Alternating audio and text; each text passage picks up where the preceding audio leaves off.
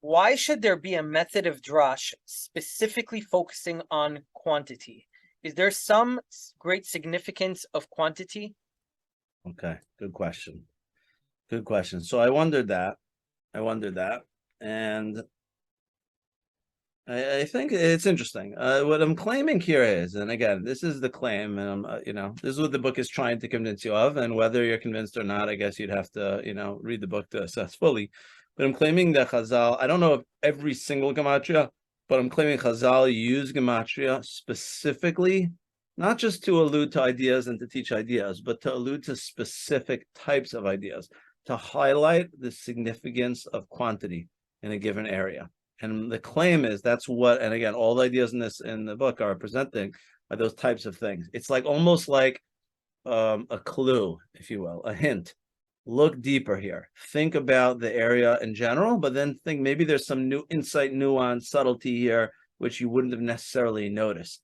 And it's a good question is, are there other types of methods of drash which reference different types of ideas? I have no idea. That's an open question. But what's significant about quantity? One may say, why quantity? I mean, I'm a mathematician, so well, yeah, of course, you think quantity is a great thing. But like, what's the significance of quantity, and why should there be a method of drash specifically devoted towards that? Right? Is there one for art, or is there one for other subjects? Like, why quantity? What's the thing? Right?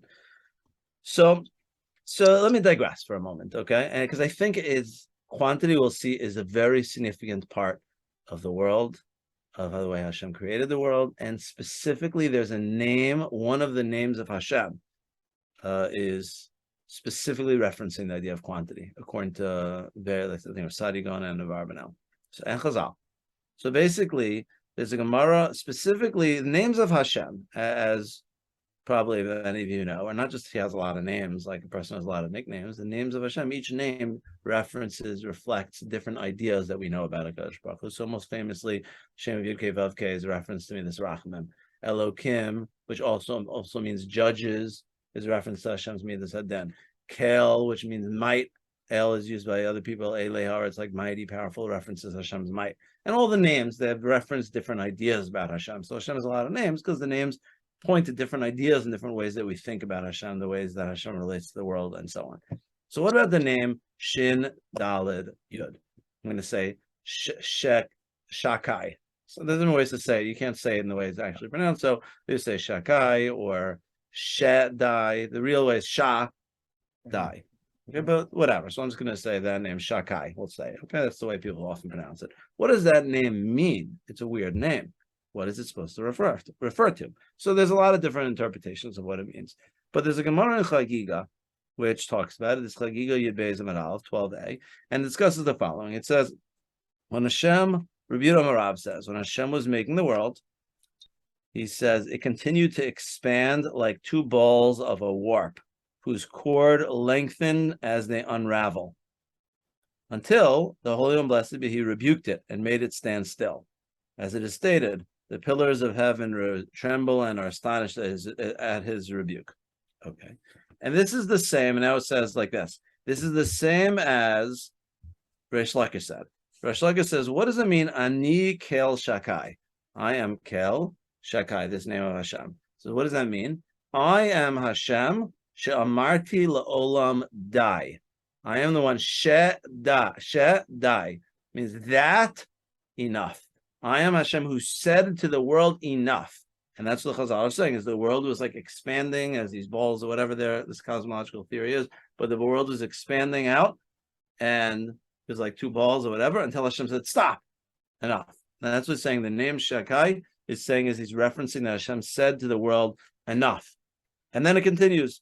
It says, similarly, Reish Lakish says, when Hashem was creating the Yam, the sea was rising, like the level of the sea level was rising until Hashem, like, so to speak, got angry at it, Garbo, he yelled at it or he rebuked it, and it stopped, and it dried up. And similarly, this is referencing this idea of Ani Kel Shakai, I am Hashem is Almighty, who said to the world enough. What does that mean? He said to it enough. And I think what this means is that he fixed the quantities of the world. The world, if we study science, and this is true back in the days of Chazal, it's true even more so in modern science. But when you study the world, there are certain qualitative components in the world. There is the planets and the heavens, and there's the sea, and there's the dry land, and they're unbelievable features of this world. But besides for the qualitative features of them, they're quantitative features. There's how big is the world? How high is sea level? If the sea level were a little bit higher, we'd all be drowned. If it was lower, there wouldn't be enough water. So there's a balance in all the different facets of creation. And what the Chazal are saying is that he said to the world, enough. Dai is a reference to the fact that Hashem fixed in creating the world. He didn't only create all the qualitative components of our beautiful world, but he fixed the quantities of that world. And it's emphasizing that idea. And Chazal used to the pasuk and tell him, Monin nispar lakochavim l'chulam shemos yikra.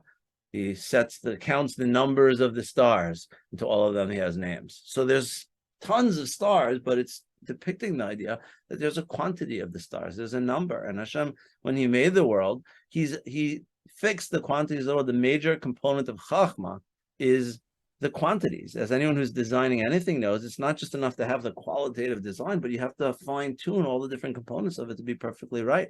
And that idea I'm saying is, in a certain sense, the name of Shakai is referring to Hashem as the fine-tuner. He fixed the laws, he fixed the quantities of the universe properly. And Rasadi Gon of Arban El maintain that's a plain meaning of the word. That's like pshat of what shat, so that name means. And this idea of, again, this in their cosmology, they had it that there were like these balls of warp or whatever the case is, and sea level is still true nowadays. We know that the size of the oceans is a major part in science of like what allows life to be stable and the world to be stable. But modern science, specifically quantity, I think has become even more highlighted. As Galileo talked about, the language of math, the language of the universe is mathematics. There's a famous quote of Galileo which talks about it. This is like the world, the way modern science has realized to understand science, physics. Anyone who studied physics or any science, most sciences realizes there's math throughout. Chemistry, largely of physics, and it's the language of our universe is mathematics. And when we study the laws of the nature, when physicists study laws of nature, they realize that there are qualitative laws of our universe. Like, for example, there's gravity, gravitational attraction between any two masses attract. And then there's also like electromagnetic force, which is that like opposite charges attract. So these are like two forces, which in a certain sense have certain qualitative similarity of that things attract. But then there's also the quantitative dimensions to them. How strongly do masses attract? How strongly do opposite charges attract? And it turns out the gravitational attraction, the electromagnetic force is about 10 to the 36th power. That's 1 with 36 zeros, stronger than gravity.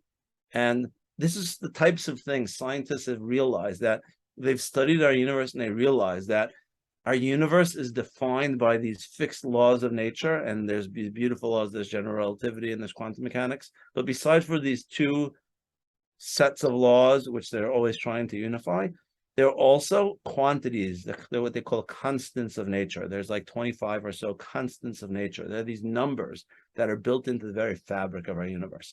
For example, the electromagnetic force is measured by something called the fine structure constant. Don't worry if you don't follow the particulars of or any of your listeners don't follow the particulars of the physics, it's not really relevant. But the fine structure constant is a number, I'll tell you the number, it's 0.085424455. That measure is a measure which measures the strength.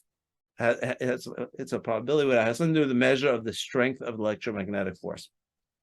That number is very significant. It's called, and this is an idea that scientists started to discover in the 1970s, 80s, more into 1998, the idea of fine-tuning, that these numbers, they thought previously these numbers are just whatever, they happen to be any numbers. But scientists started to realize that they're very, very significant. And if the numbers were different, they would be far off. So I'm going to read you a quote here from the scientist named Leonard Susskind, who's actually Jewish, but he's an atheist, in a book called The Cosmic Landscape. On page 175, he says, what if the fine structure constant were bigger, say about 1? This would create several disasters, one of which would endanger the nucleus, ... What would happen if the electric force were as strong as the nuclear force? Then all complex nuclei would be unstable. In fact, The electric force could be a good deal weaker than the nuclear force and still endanger nuclei like carbon and oxygen. Why is a fine structure constant small? No one knows. But if it were bigger, there would be no one to ask the question. This is one example of something. This number is a specific number, but it's the right number. Hashem fixed. He said to the Olam, die. He said enough. Another example, I don't want to do too many, but one more example is this is the biggest example which made scientists realize this fine-tuning thing is real. Something called a cosmological constant, which actually talks about the speed that the universe, the early universe, is expanding. Similar to what the Chazal is referencing on, the world is expanding out. It's called a cosmological constant. The number is very, very small. I should really say very, very, very, very, very small. It's 3 times 10 to the negative 122nd power. That's 0.00000, 121 zeros, and then the number 3. That's a measure of the size of how fast this universe is expanding. If it were greater, then the universe would be expanding too fast, and there would be enough time for anything to come together, any stars, any planets, anything to form. If it were a smaller number, then everything would crunch together. It would expand too slow, and gravity would pull it together, and there would also be no ability for anything to form. The number is fine-tuned very, very, very, very precisely. And scientists, they call this the fine-tuning problem. It's a problem for physicists, because how in the world could you explain why these numbers are so precise and they're fixed in this exact numbers? Now, if you say, I think it seems to be clear, and again, I'm in the middle of writing a book with a chavrusa of mine, Rabbi Zimmer, called God versus the Multiverse, and we present the case how these numbers are evidence of Shakai, of the idea of a fine-tuner. And scientists have another alternative theory, which is called multiverse, which is like there's infinitely many universes out there, and in each one of these universes, these numbers are different, and we happen to be in the one lucky universe, which is, the right numbers. So it's a fanciful theory, which, again, the point of the book is to, hopefully we're going to make a podcast about it coming in the next few months. But basically, we're going to be talking about goalposts. That's what you're just moving the goalposts. Yeah, exactly. So the book is like, again, there's serious scientists who say this, and therefore it has to be taken seriously. Obviously, they're great thinkers, and that's the point of our book. And we're going to try to talk about it. But my point is to say that the quantity is actually a sign, an indication, the chachma of Hashem's creation of Shekai. He said to the world, die. He said to the world, enough. I'll give you one more quote from Stephen Hawking, who's a famous scientist. I'm sure you've all heard of him, but he's recently passed away, and he's also an atheist. Most of the fundamental constants, these numbers in our theories appear fine-tuned in the sense that if they were altered by only modest amounts, the universe would be qualitatively different, and in many cases unsuitable for the development of life. The emergence of the complex structures capable of supporting intelligent observers seems to be very fragile. The laws of nature form a system that is extremely fine-tuned, and very little in physical law can be altered without destroying the possibility of the development of life as we know it. Again, these are indications of the significance of Shaddai, that he said to the word enough. Quantity is built into the fabric of our universe. Hashem's chachma is manifest in the fine-tuning of the universe. Hashem's chachma is manifest in the fine-tuning of the Torah to have 248 assays and 365 los assays. It's the same creator, and part of his wisdom is manifest by the particular quantities. And it's not a small thing quantity. It's part of the major element of the Chachmas Hashem. It's one of the, I think, 7 names of HaKadosh Baruch Hu, Shakai. It's a big deal. It points to HaKadosh Baruch Hu. And to have a method, my point is this idea of quantity, and you can see through the various examples that I take up, it's everywhere. And Hashem's mishpat, we talked about before, when Hashem judges the world, part of the judgment is quantity of 2,000 generations, 4 generations. Chachma, anything with Chachma involves quantity. It's a big part of Chachma, of wisdom. And having a method specifically devoted to direct our attention towards the quantitative dimension of a specific area is enlightening, and it helps highlight a path to direct us towards insight. Fascinating. Yeah, I actually wanted to add this. I've mentioned this before in the podcast, I believe, with Dr. Gerald Schroeder, and even in an episode of Rabbi Maruf. But I always found it so interesting. I follow Richard Dawkins and Christopher Hitchens, all famous atheists, to hear their perspective on things. And Right. I always find that like in certain areas, like for example, Christopher Hitchens, he couldn't dismiss the fine tuning argument. He even said it himself. He's like, that's one of the arguments that I have a very hard time with. It's not trivial. We can't just dismiss it. It's convincing. He also said something interesting that if he had one more person, just he eradicated all of the believers in God in the world, but there was just one more guy who's left and he believes in God. He's like, I wouldn't change him. I don't know why, but I wouldn't change him. And Dawkins really got upset with that.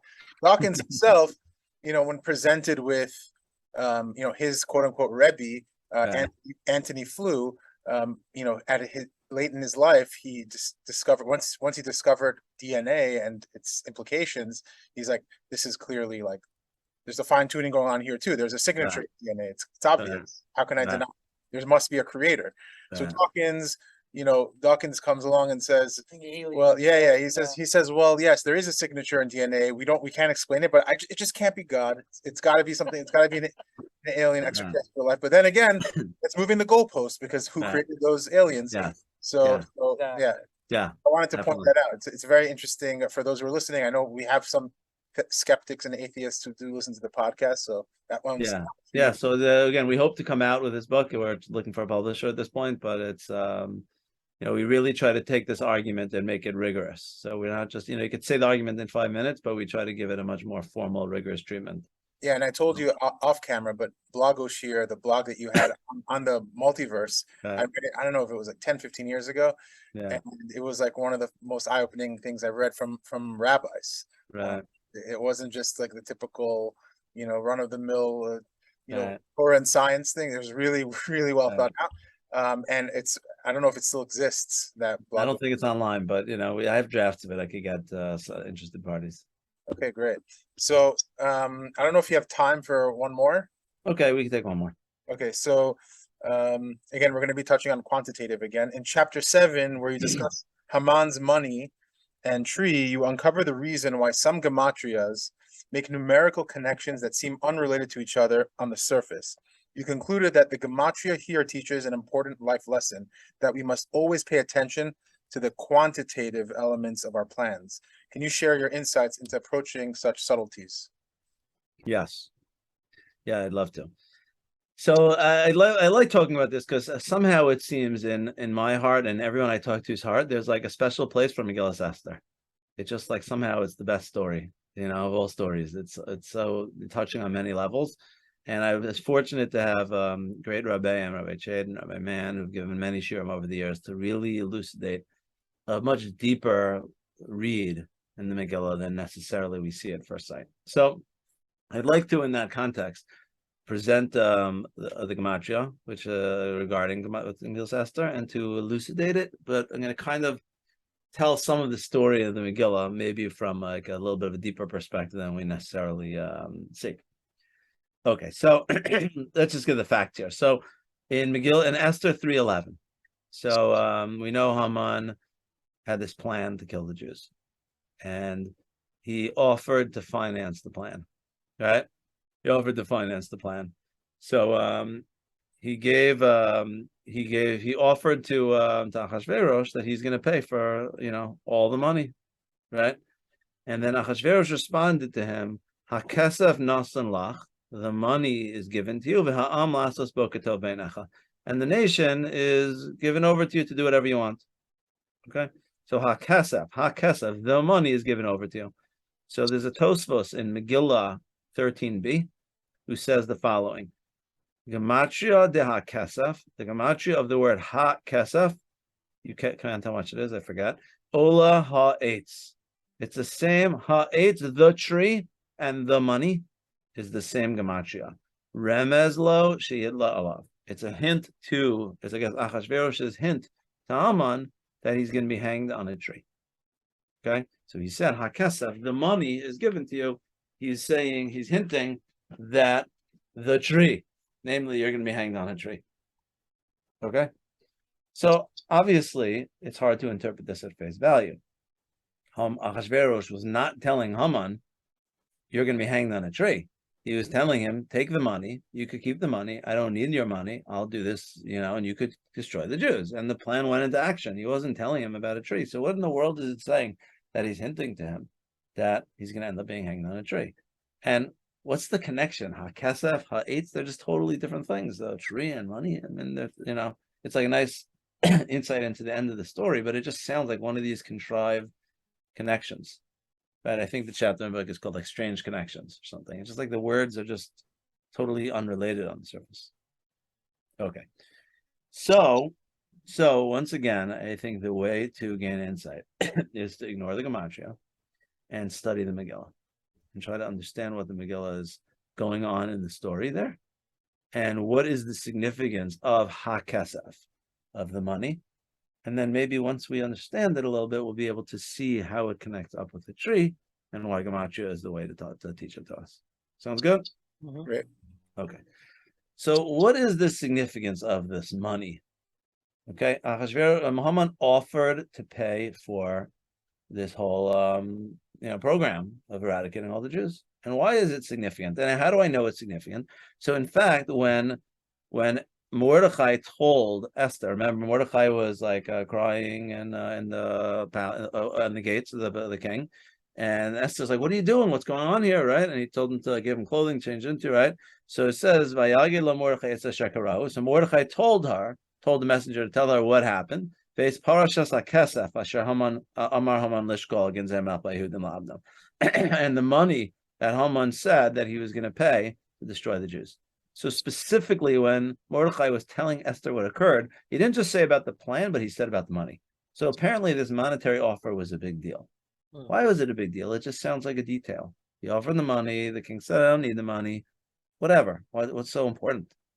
So the question is, why did Haman offer to pay for it? And I think the answer is relatively straightforward, is that Haman knew Ahasuerus loved money. Right? He was into showing off all his wealth and all his money. And Haman had this idea of saying the Jews are bad. They're bad news. We got to get rid of them. And that's great. That was his plan. But he knows that when you propose a bill, anyone could propose a bill, but who's going to pay for it?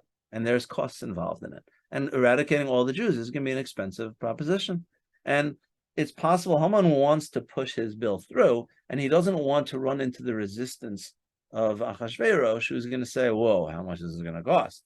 Right? So what he did is he said to him, "Listen, I am so committed to the fact that this is so important for our nation that I'm willing to foot the bill.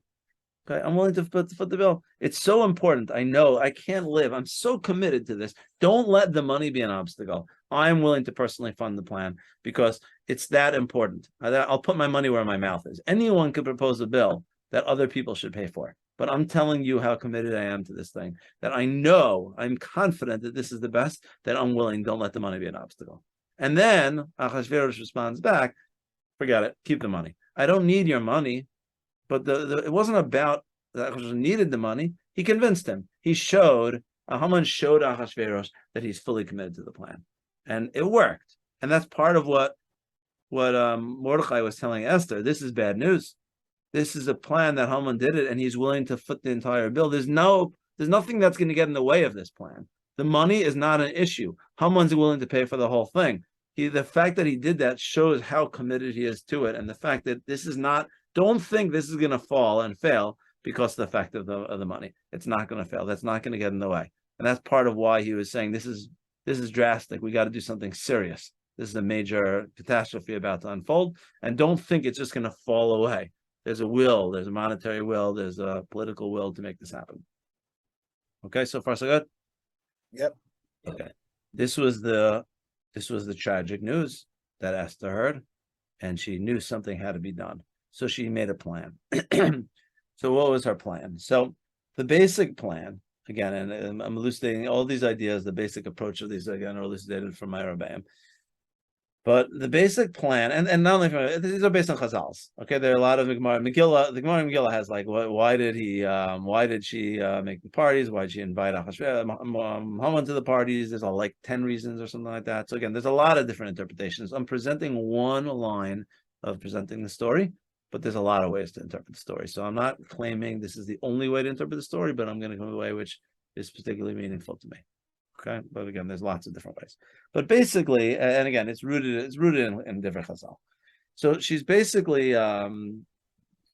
she realizes that Haman is a major threat, and the only way she could break this plan from happening is if she sows seeds of distrust between Haman and Achashverosh. She has to break that bond, that connection. She has to cause Achashverosh to look at Haman differently, to look at him as an enemy, to look at him as not a good friend who's trying to help, but as somebody who's really trying to manipulate the kingdom, to take over power. And that's what she successfully did. And the way she did it is, at first, was that she risked her life to come before the king. Something really, really important is going on. The fact that she's willing to go in front of the king without being called, and they knew she could have been killed on the spot. And she got Achashverosh curious. What in the world is going on? Oh, I want a party together with Haman. A private party between the husband and his wife and the third wheel Haman. What in the world? What is going on here? Why is my private party with my wife having Haman there? And what's going on? What's so important? And she didn't tell him. And that night, he couldn't even sleep, because he was like thinking, what is going on? Is there some major plot? If my queen is willing to risk her life, obviously something major is happening. I don't know. And sure enough, he couldn't sleep. And that not sleeping wasn't just a coincidence. It was based upon, she put this bug in his head and he couldn't think. And he's thinking, maybe someone's trying to kill me. I don't know. Maybe you have to reward somebody. Someone has to tell me. Maybe there's a plot underway. And he's looking in the Sefer Zichronos to try to find someone. Maybe I haven't rewarded somebody. He said, who is that who I didn't reward? And sure enough, they found that it was Mordechai, right? And that's why was he looking for that? Because a king has to be paranoid, and he should be paranoid, because people are trying to kill the kings, as we saw big son of Sarah dead. And when he's thinking something major, his queen is risking her life, Haman's involved, something is up, I need someone to give me information. And he's looking, is there somebody who I have to reward? Maybe I'll reward people, and that will get people to speak up. So that's what he did. And at that very moment, Haman's coming into the palace, right, in the middle of the night, waiting to see, like, you can't wait until the morning to tell the king, because he's all excited about how much honor the king is giving him, and he's right, which is again part of what her plan also was, to get Haman all full of himself and to play to Haman's ego, which he is a big egomaniac, and that played into it. So he's all excited to talk about how great he is and to kill Mordechai because he hates Mordechai, and Mordechai irks him beyond belief, because it smashes his idea of his own greatness. So and at that very moment, which is again, the Hashgacha worked all this out, and this is her plan, but the Hashgacha helped her plan come to fruition, is she comes to the Haman comes in, and basically, the king, who's kind of suspicious of Haman, you see, he's asking, what should the king do to somebody who wants to honor, right? And he doesn't say Mordechai. He's setting Haman up. Why is he setting Haman up? Because he's already getting jealous of him. This is the bug that was put in his head by Esther inviting Haman to the party, and he sticks it to Haman by telling you go and take Mordechai Yehudi. You know the story. So basically, you go and bring him through the streets, and basically that was the beginning of the rift between Haman and Achashverosh, which was orchestrated by Esther's plan.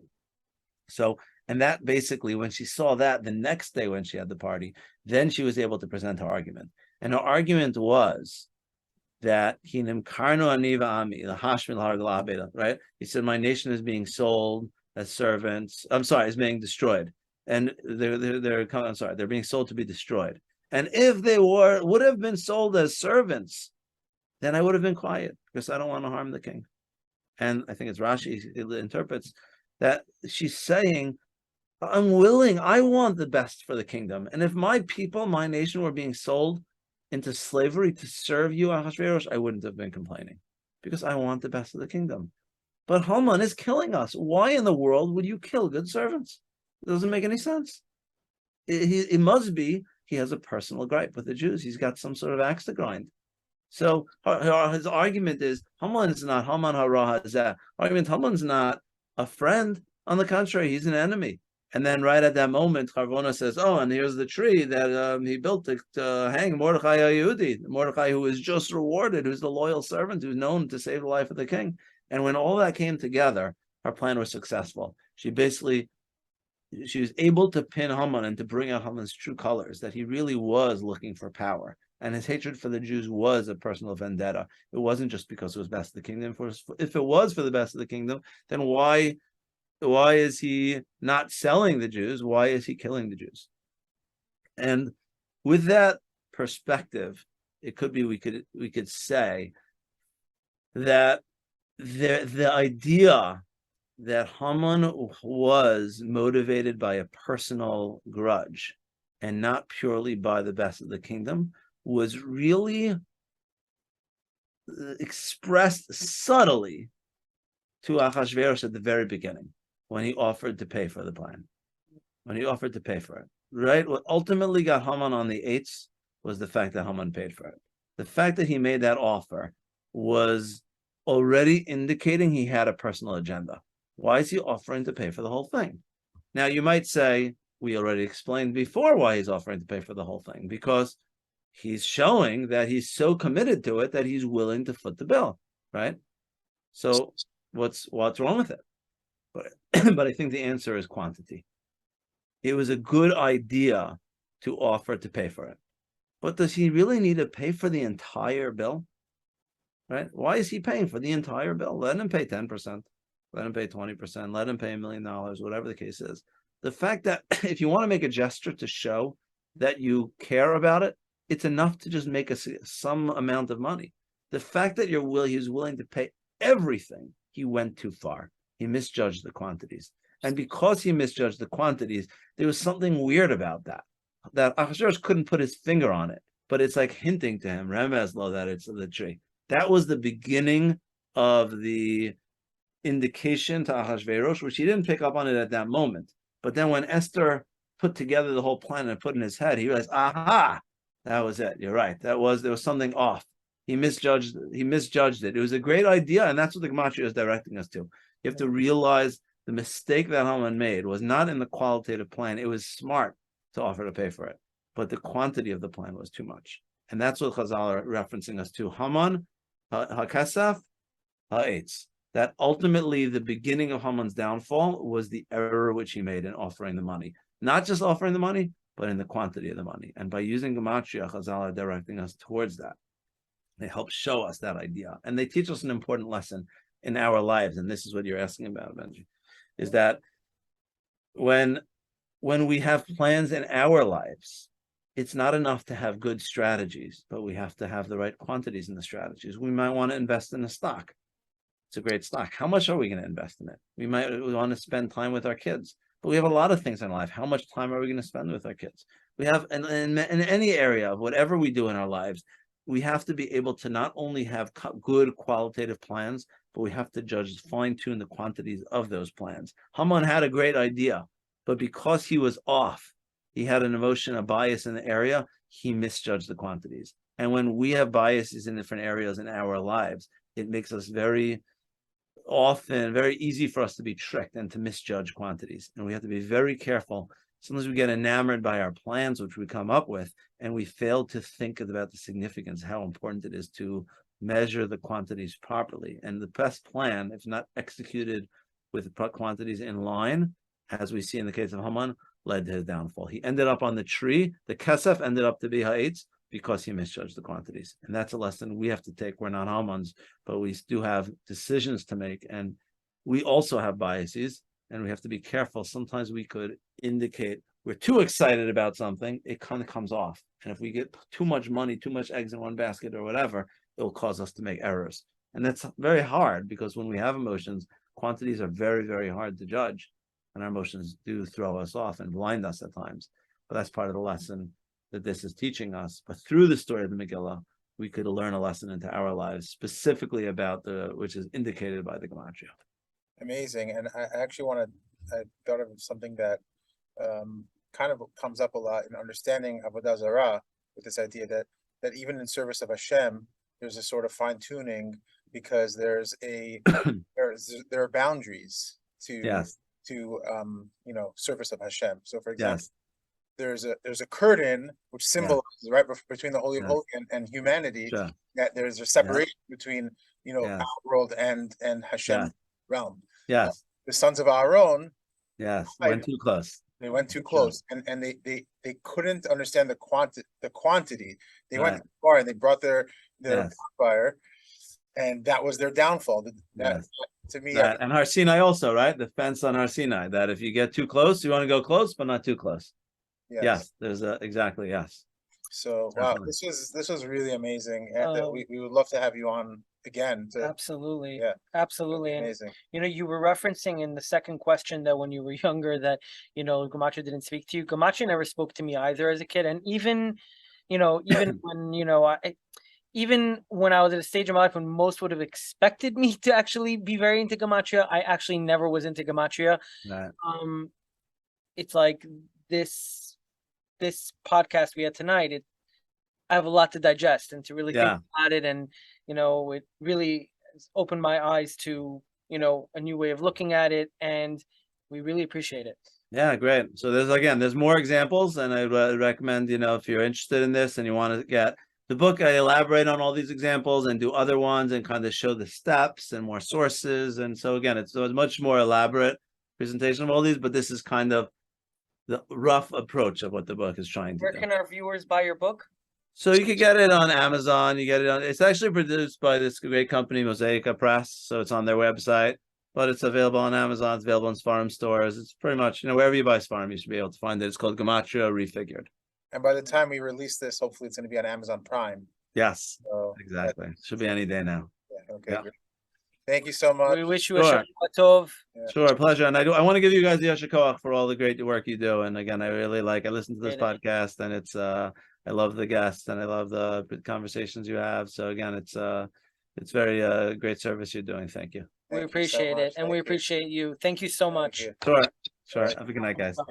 Okay.